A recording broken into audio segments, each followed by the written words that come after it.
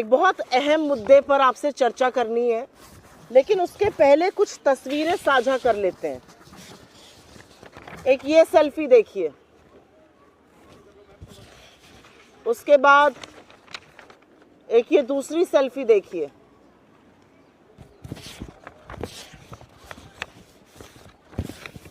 फिर एक तीसरी सेल्फी देखिए,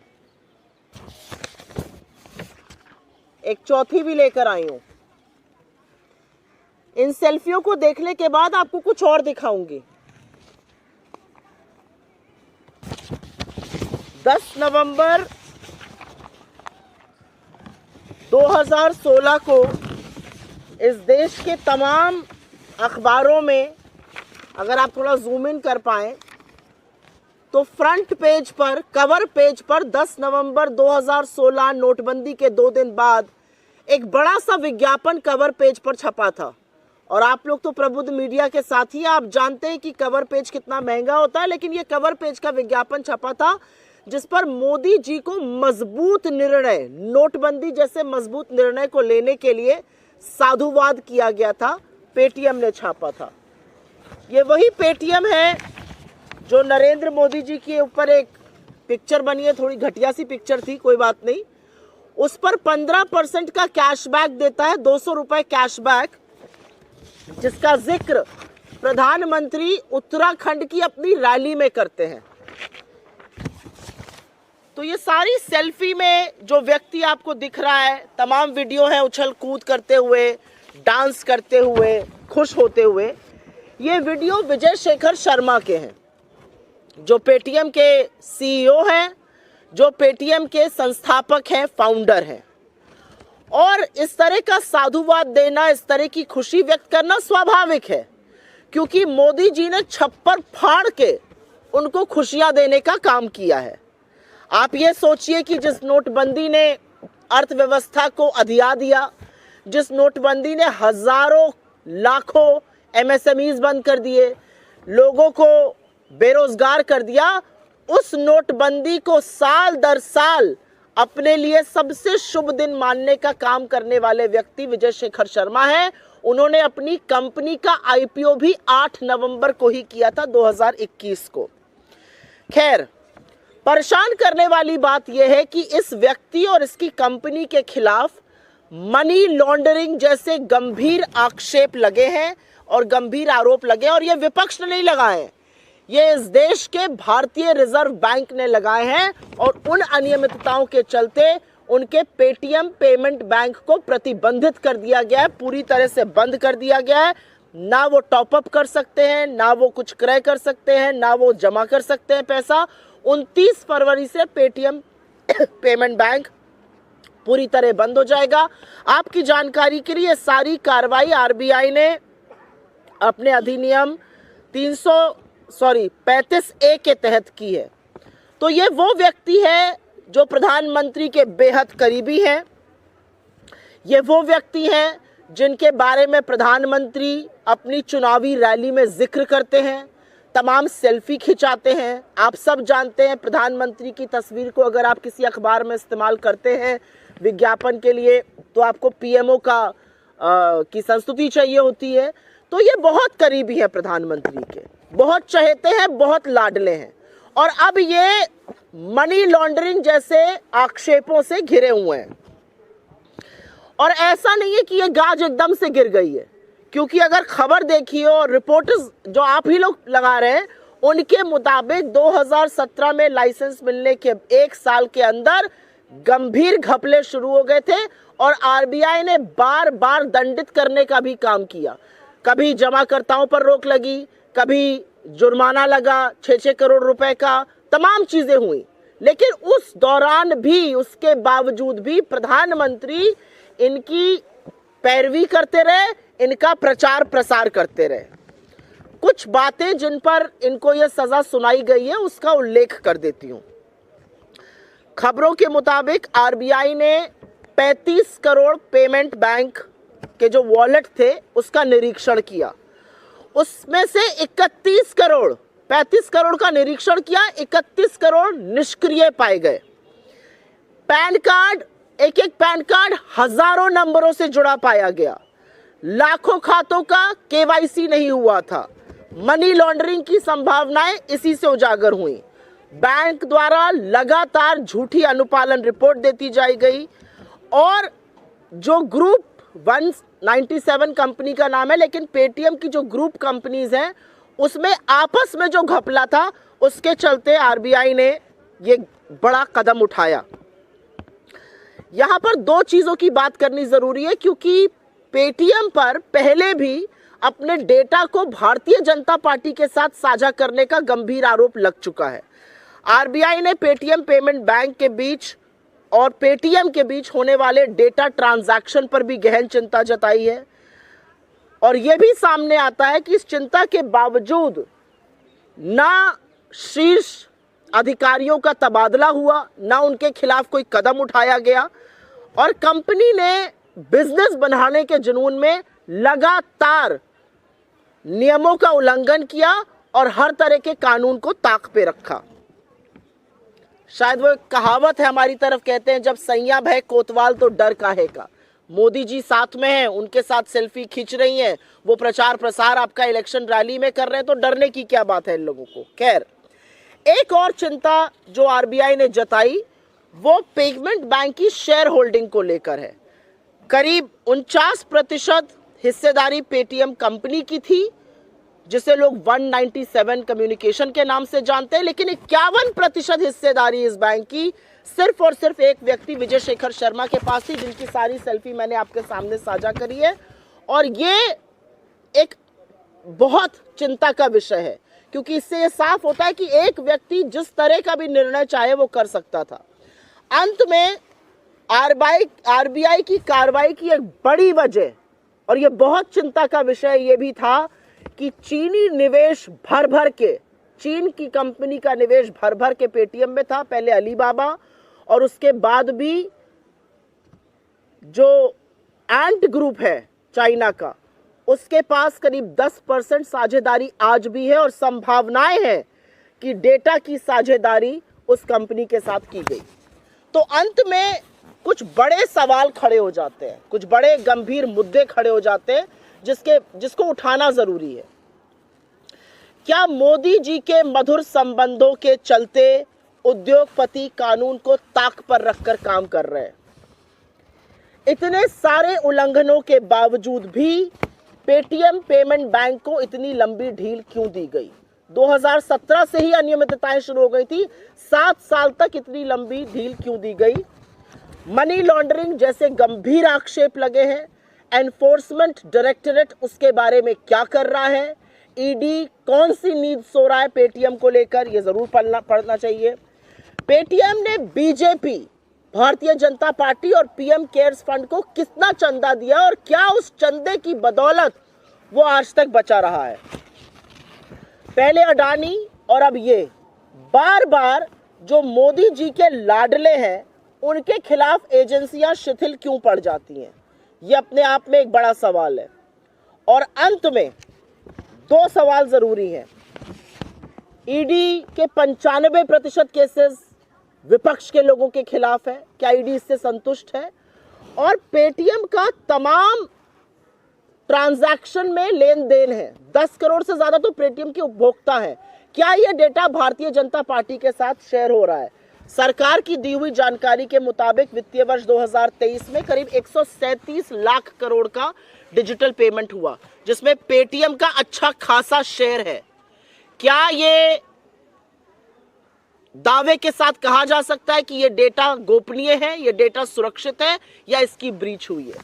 ये बहुत सारे प्रश्न हैं। पेटीएम का स्टॉक लगातार गिर रहा है, माइनॉरिटी शेयर होल्डर्स इससे आहत हैं, पर सबसे बड़ा सवाल यह है कि जिस कंपनी पर मनी लॉन्ड्रिंग जैसे गहन आरोप इस देश के banking regulator reserve bank of India ने लगाए हैं, वो किस तरह से खुला घूम रहा था और प्रधानमंत्री उसका प्रचार प्रसार और पैरवी क्यों कर रहे थे? आज ये सवाल उठना भी जरूरी है और इसका जवाब भी आना जरूरी है।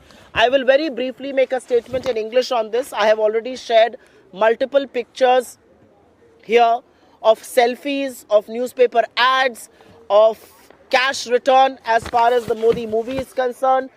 If you remember, in Uttarakhand, the Prime Minister spoke about 15% cashback up to 200 rupees on a movie that was made on him if you bought the tickets through Paytm. There are multiple selfies that have been clicked. There is an entire newspaper ad here which was put out on the 10th of November, 2 days after demonetization was announced. In all leading dailies, Paytm thanked Mr. Modi for bold decisions. So here is Vijay Shekhar Sharma, who is a huge beneficiary of demonetization, known to be extremely close to the Prime Minister, and whose Paytm Payment Bank has now been banned by the Reserve Bank of India. But the trouble did not happen all of a sudden. The trouble had been going on for a while, and the reality is that the Paytm Payment Bank was found to be flouting rules from the time it was conceptualized, from the time it got a banking license. There are various things that the RBI found out. 35 crore Paytm banks and wallets were probed. 31 crore of them were found to be not operational. KYC was not done. Questions of money laundering have arisen. PAN cards were attached to thousands of accounts at the same time. There was no compliance report, and if compliance report, misleading compliance report was submitted by the Paytm payment banks. The relationship between Paytm and Paytm Payments Bank and various group companies has come to fore. So these are very, very serious allegations, including the one about money laundering. The reality also is that nothing concrete was done by the management as far as these irregularities was concerned. The reality also is that RBI has raised questions about the shareholding of Paytm Payment Bank. 51% of that shareholding rests with one individual. It raises questions on decision making. And last but not the least, the Chinese investment and the possibilities of data having shared with Chinese companies as far as Paytm is concerned has raised a huge cause of concern. But the questions that arise out of this are multiple, and these questions deserve answers. Is the country and our people roughshodding?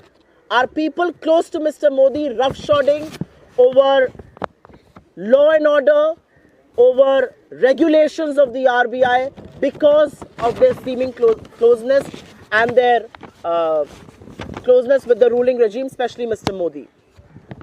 Why was Paytm Bank given such a long rope? The reality is it came to fore that there were all kinds of non-compliance from 2017 onwards. Money laundering is a very serious probe and a very serious allegation that has been leveled against Paytm. What is ED doing about it? How much money has Paytm given to BJP and to PM CARES Fund? Have they been let loose because of the donations that they have made, apart from their closeness to Mr. Modi? And last but not the least, why is it that everybody associated with Mr. Modi sees no probe, whether it is Mr. Adani or whether it's Vijay Shekhar Sharma or Paytm? And lastly, Paytm has a substantial share of digital payments. Can one put their hand on their heart and say that data has not been breached, data has not been leaked to the government, to the BJP and to the Chinese partners? These are some very substantial questions, and I think one deserves to know what the government of India is doing about it. One question I would like to ask is, if ED has found the time from probing 95% opposition leaders, maybe it needs to begin talking about Paytm and the money laundering charges there as well. आपके सवालों का स्वागत है. I will first talk on Paytm. अगर आपके पास Paytm पे कोई सवाल है तो उस पर जरूर पूछिए, क्योंकि सरकार ने अभी तक कोई जवाब नहीं दिया है. असलियत यह है कि 2017 से इरेगुलरिटीज चल रही थी, आरबीआई ने बैन कर दिया है, लेकिन सरकार ने अभी तक कोई जवाब देना वाजिब नहीं समझा है. तो मुझे लगता है पहले Paytm पे बात हो जाए, अगर आप लोगों के कुछ सवाल उस पर हो.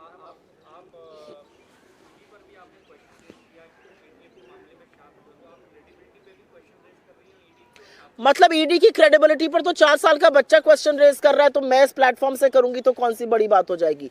ईडी की क्रेडिबिलिटी और विश्वसनीयता तो ये है कि वो भारतीय जनता पार्टी का फ्रंटल बन चुकी है, तो पहले भारतीय जनता पार्टी को बचाती है, राजनीतिक प्रतिद्वंदता से 95% केसेस ऑपोजिशन के खिलाफ करती है, और जब इस तरह की चीजें आती है तो ईडी मानो कुंभकर्ण की नींद सोई हुई है। ईडी को जब नीरव मोदी से लेकर विजय माल्या, ललित मोदी, संजय सेसरा को वापस लाना है तो ईडी शिथिल है, और जब ऐसे मामले आते हैं तो ईडी की कोई कार्रवाई नहीं है। अभी विपक्ष का नाम आ जाए तो ईडी जो है वो रात दिन काम करने लगती है। तो ईडी की विश्वसनीयता और ईडी की शिथिलता पर बहुत बड़ा सवाल है। आरबीआई जैसी संस्था ने अगर मनी लॉन्ड्रिंग की आशंका जताई है तो अभी तक ईडी क्या कर रही है पेटीएम के खिलाफ, सवाल इस बात का। और पेटीएम को कौन बचा रहा है? क्या पेटीएम को खुद नरेंद्र मोदी बचा रहे हैं? ये सवाल है।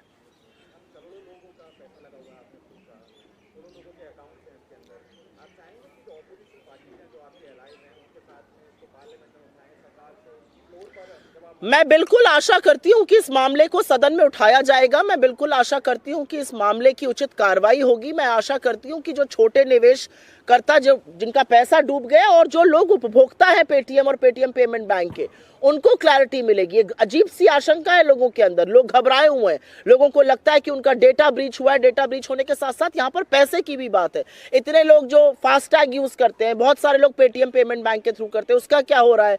पेमेंट्स जो बहुत सारे वेंडर्स हैं तमाम हिंदुस्तान में, छोटी दुकानें, खोमचे वाले, छोटे लोग, वो पेटीएम पेमेंट बैंक यूज करते हैं, उसका क्या हो रहा है? तो मुझे लगता है ये बहुत गंभीर मुद्दा और बिल्कुल इसको देश के सदन में गूंजना चाहिए। सरकार हर बार अपराधियों को इसलिए नहीं बचा सकती क्योंकि वो मोदी जी के साथ खड़े होकर सेल्फी खींच रहे हैं और उनका चरण वंदन कर रहे हैं और नोटबंदी जैसे बेतुके और बिल्कुल वाहियात डिसीजंस को सबसे मजबूत और निर्णायक कदम बता रहे हैं। या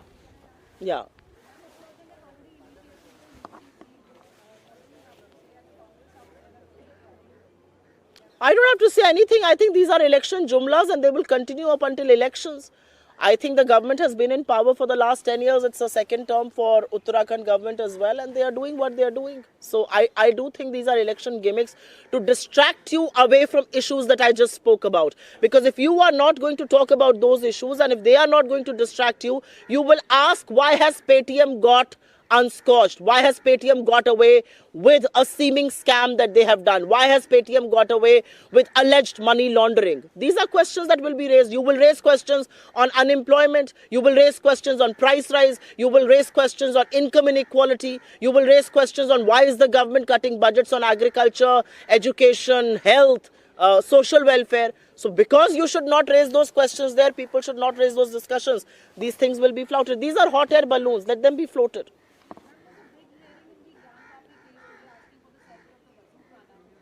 Let the courts decide. We'll see what has to be done.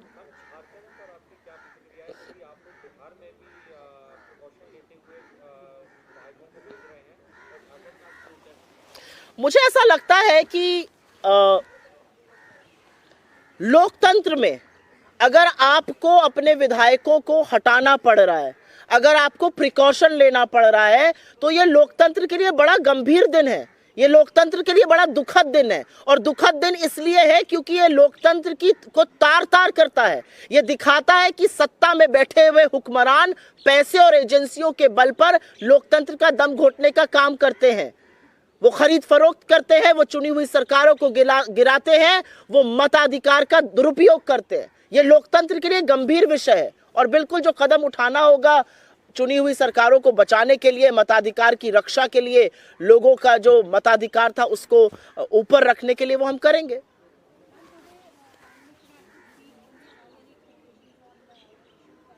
We will see a series of jumlas, chest thumping, because the Prime Minister chooses not to speak about income inequality. The Prime Minister does not want to speak about rural economy. The Prime Minister does not want to speak about the pain that the Indian economy is feeling. He does not care a damn about the unemployed youth of this country. He does not care about people reeling under high prices. तो prime minister जुमले बोलते हैं, आज फिर हम जुमला सुनेंगे, chest thumping सुनेंगे। प्रधानमंत्री को बेरोजगारी से, महंगाई से, आर्थिक असमानता से, युवाओं के अंधकार होते हुए भविष्य से, पेटीएम जैसे होते हुए फ्रॉड से, मनी लॉन्ड्रिंग के ऐसे स्कैम से कोई मतलब नहीं है। प्रधानमंत्री का एक ही ध्येय है, भटकाओ मुद्दों से, क्योंकि अगर नहीं भटकाएंगे तो 10 साल का जो कच्चा चिट्ठा है वो सामने आ जाएगा। Thank you very much.